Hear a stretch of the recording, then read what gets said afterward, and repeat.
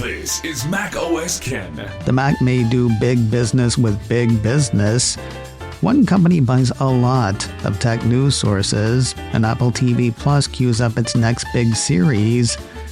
It is Monday, the 24th of March, 2025. I'm Ken Ray, and this is news from Mac OS Ken, brought to you by yours truly and sponsored by Incogni.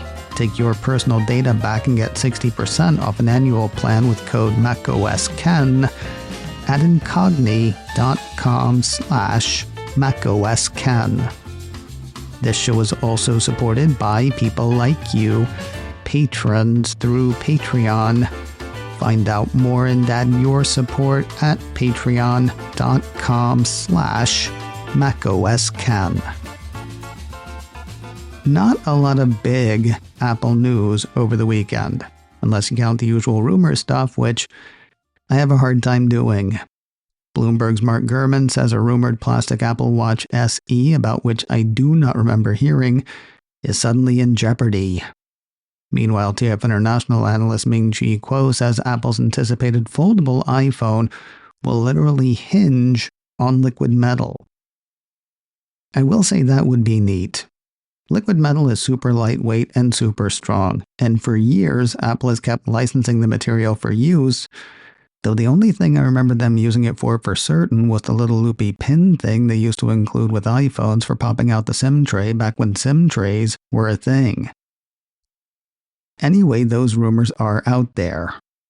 They may be actual stories one day, or they could end up in the, hey, whatever happened to blank pile. The Mac may be in for a good year in the enterprise. That is the word from market tracker Canalys. The firm issued a note last week eyeing problems for the personal computer sector as a whole, but seeing opportunity for the Mac. Windows 10 is reaching end of support in October of this year. While companies can apparently pay to extend support, most are expected to move on to something else. Machines that will run Windows 11 seem the most likely choice, though companies buying new hardware is where the Mac might have a shot. Canalys analyst Greg Davis is quoted in the Post saying, "The Windows refresh cycle provides fertile ground for Apple to target both consumers and businesses that may be open to switching operating systems. While businesses used to be turned off by manageability and compatibility issues moving to the Mac, that was a long time ago and things have changed for the better where Apple is concerned. That, plus more competitive pricing and a revamp of its channel partner program later this year, all have Canalys saying the Mac is set to make market share gains within the commercial segment in 2025. Now the bad news. Growth for PCs here in the States will likely be lower than had been hoped. While PC sales grew 6% last year, according to Canalys, they're looking this year for modest 2% growth amid tariff concerns. Quoting Davis again, President Trump's ongoing trade war with Canada, Mexico, and China has had swift negative repercussions for the stock market. In addition to the direct impact of tariffs, the stop-start nature of announcements and delays have cast uncertainty around pricing for consumer electronics this year. Apple Pay with Express Transit mode has gone live in San Diego. Mac Rumors ran a piece late last week that had the San Diego Metropolitan Transit System and the North County Transit District activating the functionality. If you've not used it, the piece explains, Express Transit is an Apple Pay feature that allows for tap-and-go payment at ticket barriers, eliminating the need to authenticate with Face ID, Touch ID, or a passcode. The device does not need to be awakened or unlocked to use Express Transit. So there you go, San Diego. I'm not going to say the Ron Burgundy thing. I'm not going to say the Ron Burgundy thing. I'm not going to say the Ron Burgundy thing. More news in a moment, but first a word from today's sponsor, Incogni, helping you take back your personal data. When it comes to Incogni, I can tell you about two things: their data and my gut. Well, and how it works, so three things. How it works. You give Incogni some information about you, and they hit up more data brokers than you can imagine to get your info taken down. That helps reduce the number of ads and advertisers targeting you, likely puts you on a better footing when dealing with insurers and other big businesses, and even goes a good way towards protecting you against identity theft. Their data. They've got a dashboard you can check that'll let you know how many requests they have out on your behalf and how much time that has saved you. For me, it's over 300 requests, saving me over 190 hours that I try to do all of that myself. As for my gut, I don't have stats on this, but I feel like the amount of spam hitting my inbox every day has gone down since starting with Incogni. I appreciate their work on my behalf and the added sense of protection I feel. Put them to work for you. Take control of your data privacy today with Incogni. Get 60% off an annual plan with code MacOSKen at incogni.com/MacOSKen. That is a great savings, and it comes with a 30-day money-back guarantee. INCOGNI.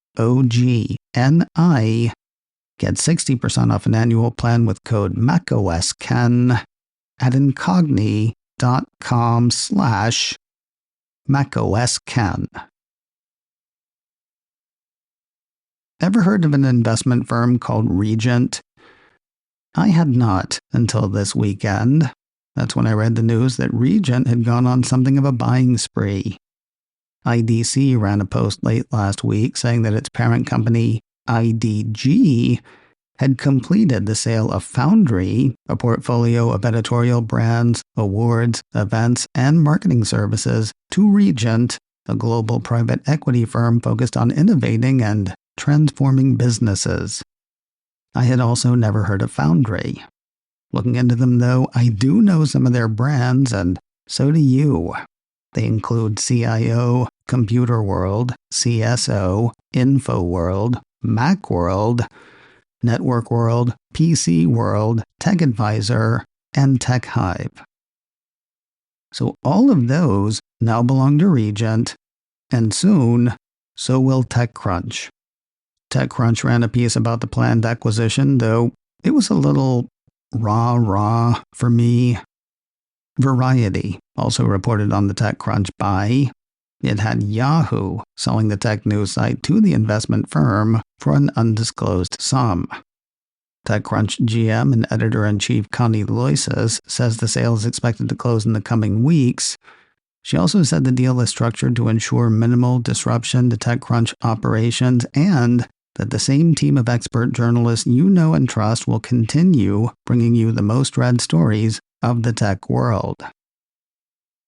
That sounds sort of like saying nobody's getting fired at TechCrunch, without saying explicitly that nobody's getting fired at TechCrunch. The good news, it doesn't sound like Regent makes such buys to strip acquisitions for parts. Variety says the firm focuses on acquiring businesses across diverse sectors, including retail, luxury, media, technology, automotive, and industrial. Its media portfolio comprises newspapers and magazines, including Sunset, Defense News, Military Times, and broadcaster Cheddar TV. Remember that BBC show I told you about a few weeks ago? The one Apple's former design king Johnny Ive was on? That episode of the BBC show, Desert Island Discs, is finally available as a podcast. As Daring Fireball's John Gruber explained at the end of February, the gimmick is that guests are asked to name 8 songs, a book, and a luxury item that they would take if stranded on a desert island, and those picks, including playing the songs, are sprinkled throughout the interview. Of course, other topics come up as well.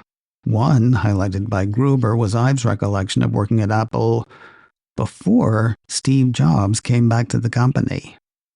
I'm not sure why it took so long to post, but almost a month later, the Ive episode is up.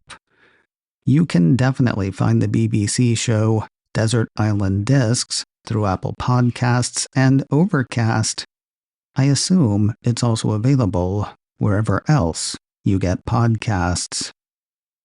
I thought we already knew this, but now it is officially official. The dystopian workplace drama Severance has been picked up for a third season at Apple TV+. Without spoiling anything, I was frustrated by the pacing of much of the show's second season. The last episode, though, it was cinematic. Absolutely made the whole season worth it. I think I was worried that we were going to be left frustrated, the way we were at the cliffhanger at the end of Season 1. The Season 2 finale does not answer every question, but it did end in such a way that, had it not been renewed, you'd have been like, wow, you know what they could have done? Instead of saying, you know what they should have done? I know that's a fine distinction, but still. All of Season 1 and 2 of Severance are available to stream now on Apple TV+. No word in the release on when the third season might see the back of our eyeballs. Without a writer's strike and an actor's strike, though, hopefully it won't be as long as the stretch between Seasons 1 and 2. And finally today, Apple TV Plus rolls out of its biggest series so far into a pretty big week. Not only will Wednesday see the season finale of Mythic Quest and the premiere of that show's spin-off Side Quest, it'll also see the premiere of the most star-studded series Apple's had so far. 9 to 5 Mac writes up the premiere of The Studio. Apple's description says Seth Rogen stars as the newly appointed head of a movie studio. Desperate for celebrity approval, he and his executive team at Continental Studios must juggle corporate demands with creative ambitions as they try to keep movies alive and relevant. So obviously Seth Rogen is the lead. Other big names in the regular cast include Catherine O'Hara, Catherine Hahn, Ike Barinholtz, Chase Sui Wonders, and Bryan Cranston. But holy cow, the list of supporting roles and cameos. They include Steve Buscemi, Ice Cube, Ron Howard, Zoe Kravitz, Anthony Mackie, Netflix CEO Ted Sarandos, Martin Scorsese, Adam Scott, Zack Snyder, Charlize Theron, Olivia Wilde, and there are plenty more where that came from. I'm not sure TV about movies works for a wide audience, but I will be in front of my TV. The first 2 episodes of The Studio hit Apple TV Plus this Wednesday, the 26th of March. They'll run one per Wednesday after that through the 21st of May. macOS Ken, brought to you by me, and sponsored by Incogni. Get 60% off an annual plan with code macOSKen at incogni.com/macOSken. This show is also supported by people like you, patrons through Patreon.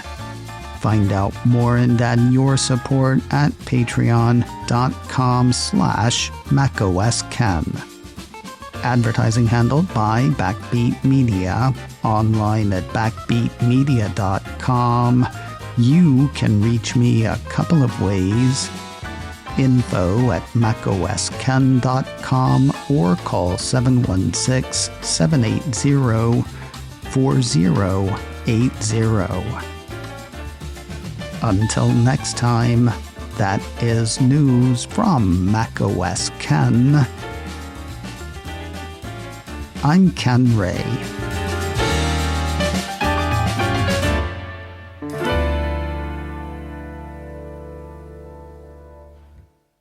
Ciao.